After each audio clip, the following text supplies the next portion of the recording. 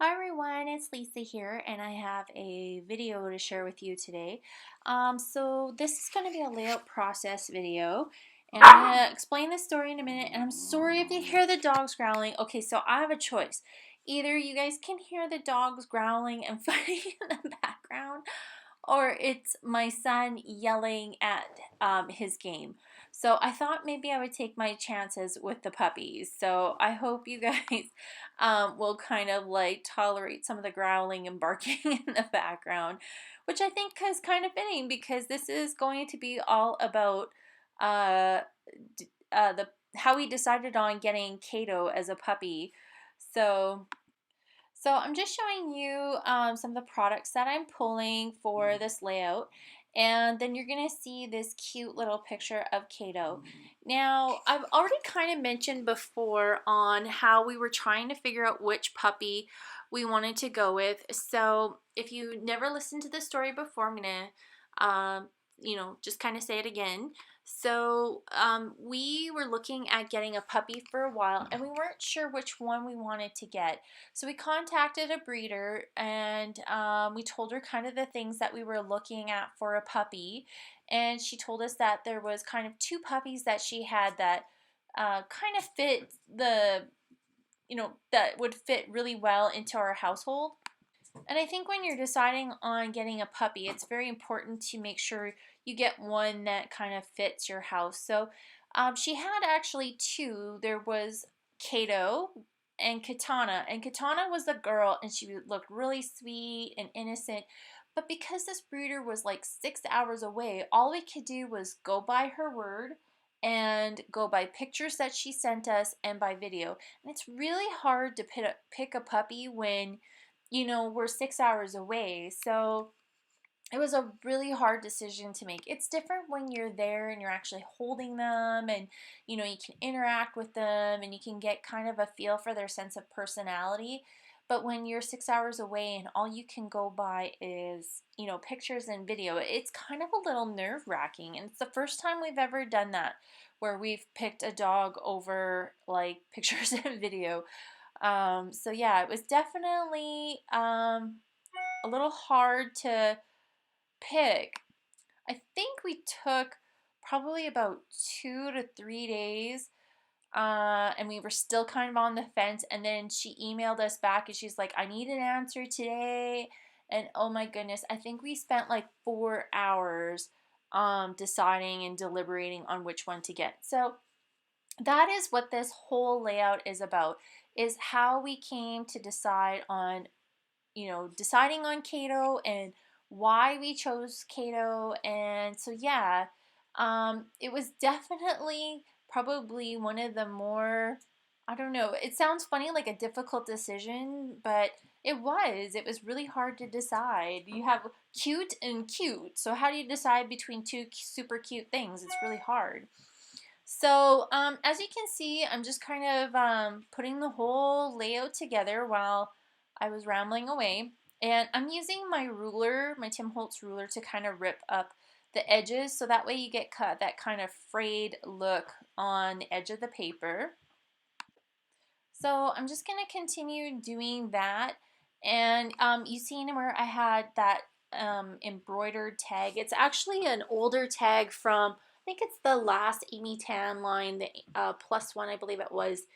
And I just took some black embroidery floss, and I just did a straight stitch around the word he. So nothing super fancy there. And you can just see, I'm just trying to figure out what to do with these diagonal strips. And I'm telling you, this layout took a long time. Oh my gosh, Kato's got my shoe, and he's trying to run into the kennel and hide, so that way I don't see he has my shoe. Isn't that funny? He's such a brat. So, yeah, so I'm just trying to figure out what to do with these kind of diagonal pieces. And I think all the paper from this layout is using the stitch line from Amy Tan. That's her newest collection out there. And it's really soft and pink with this kind of like punch of this bright reddy orange color. It's really cool.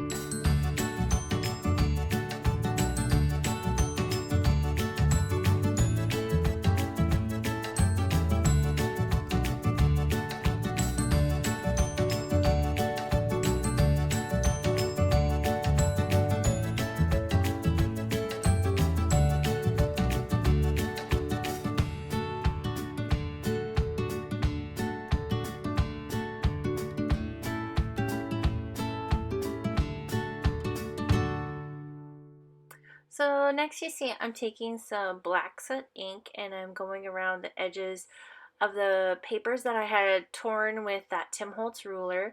And I like to do this because I feel like sometimes, even though you have different patterns, especially if they're very muted like these ones, they don't really, they blend really easily into the background. So in order for them to kind of stand out from the background, I find it's easy to just with a quick fix of just using some black soot or even just vintage photo or any color and just edge the paper with the distress ink, and it just kind of sets the whole paper away from the background so that way you can see a distinction between the patterns, and I love doing that. So you can just see I'm pulling some more pattern papers and just trying to figure out how I want to set this picture down and how I'm going to mat it and everything else. So I'm just using this vellum paper, and that is from the Open Book Collection by Maggie Holmes. It's gorgeous. It's like got this gold embossed dictionary terms on it, and I could just stare at it. And I'm not gonna lie, I'm actually hoarding 3 pieces of it, and that's not the worst part. I'm hoarding, I think, 3 sheets of the gold chevron, as well as there's one that has like kind of like this navy gray, and it's got gold polka dots on it. So yep, I'm totally hoarding it. I need to use it a little bit more, but I really love how pretty it is. So now you can just see I'm going through some embellishments that are, kind of just in front of me, up at the top. You can't really see it, but I have just this little dish, that's this little divided dish. And there's a whole bunch of little embellishments in there that I'm just trying to use up. So I'm just kind of picking through them and trying to find something that's going to work for the layout. And this layout was, I don't know why this layout was so hard. I totally can't even put my finger on it. I don't know, but I literally had to get Sandra. I was Skyping with Sandra at the time. I literally had to get her to kind of walk me through the whole thing. I was like, I just don't know what this needs. And she's like, do this. And I'm like, oh yeah. And it's like, well, I don't know. And I don't know why I had so much pressure on myself for this layout. So thanks to Sandra, I got through it. So you can see I was just taking some of those vellum word stickers. I think they came from Freckled Fawn. I'm not 100% for sure. So I am now, or I just sprinkled them in the cloud. So it's got like words like remember this, great day, just stuff like that. Now I'm putting down my title, and put your hands in the air if these are one of your favorite alphas. Hello, they're mine. So I think these came from these are from Studio Calico's line. I can't remember the name of them, and somebody's going to put it in a comment, and I can't believe I can't remember the name of them, but I freaking love those alphas. And I was out of S's, so I actually took an 8 and cut it down, and it works. So hopefully I can get a little bit more mileage left with these, but I just love those alphas. So you can see I actually did my journaling on those little lines that I had used the rub-ons for. And it wasn't a lot of journaling. I actually might journal on the backside just to tell a little bit more of the story. And then I took the arrow stamp, and I don't remember. Oh, that's the Chamel stamp set that I had actually used. And I'm going to take some of this black and white baker's twine. I'm going to feed it through that tag and tie a bow. I would have done that before, but I wasn't 100% for sure if I was going to actually like it with the string on there. And it's just an easy thing to do after the fact. So, yeah, so I tied that on. I kind of like that now. It really, I don't know, it just felt like that tag was missing something. So I'm just adding some stamping around that top cluster in the corner there, and just adding a little bit more above the picture just so it ties all in together. And I used, I think it was the Pale Tomato ink. Oh, I guess I should say that was from Hero Arts too. I don't think I said that. So I have some mini market stickers, and I'm going to put Good Dog, and then there's this little die cut that's got this little Polaroid picture on there, this little Instax picture. So and there's a little heart in the middle, which is really cute. So I'm just going to add that with some pop dots, add a little bit of dimension.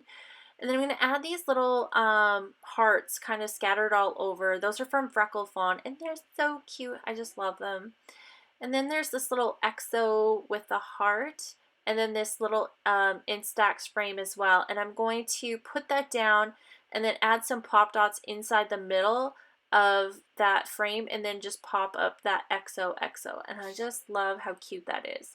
So I like to layer things up on each other and just kind of keep going until you have the feel of the page. And I just love how this is all so bright and cute and just very fitting of Mr. Kato here.